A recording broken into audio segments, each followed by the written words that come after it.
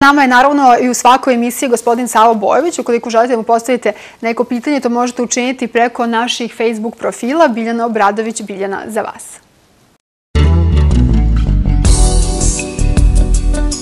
Na prvo mesto su infekcije i bakterije.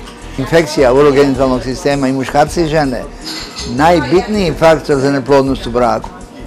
I prvo su ga stavili na 5. mesto, a posle i sada naravno na 1. mesto. Imamo nekoliko vrsta tih bolesti, to je hlamidija, mikoplazma, uroplazma, citoplazma, znači to su te koje su jedno vreme ranije bile svrstavane, jedan broj od njih je svrstavan u viruse, a drugi su u bakterije.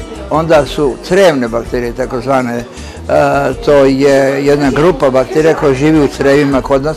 Ona kod nas radi kao rob, ona pretvara provitamine u vitamine, znači ona radi vrlo korisne poslove, ali čim dođe do nekog povređivanja, pada ili nečega, napukne crevo pa izađu napolje, onda one napadaju kao robovi, one napadaju, prave velike neprijatnosti i velike smetnje.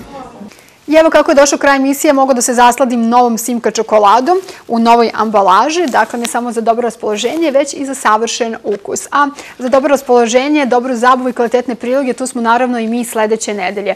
Emisije možete pogledati na YouTube-u, youtube.com kroz Biljana za vas i naravno možete nam pisati na jedan od 2 Facebook profila. Ukoliko imate neke savete, predloge ili neki interesantan hobi, slobodno pišite. Do tada, doviđenja, prijatno.